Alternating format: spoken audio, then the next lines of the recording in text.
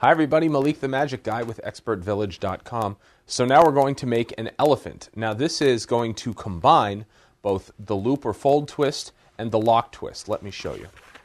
So we're going to start off, you want to take the balloon and make about maybe a hand and two fingers, so about a bubble like that.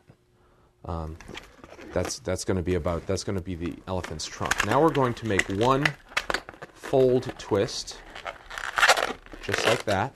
Okay. We're going to make another fold twist, and we're going to twist them so they're together, just like that. That makes the elephant's ears.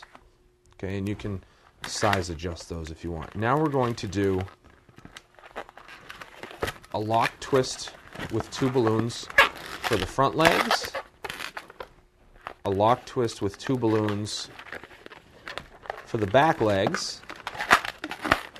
And to make this a little more like an elephant, you can actually take this, give it some curve. We're going to talk a little more later about shaping balloons, but if you just kind of bend that gently, that'll keep some of its curve, and that'll give you a basic elephant just like that.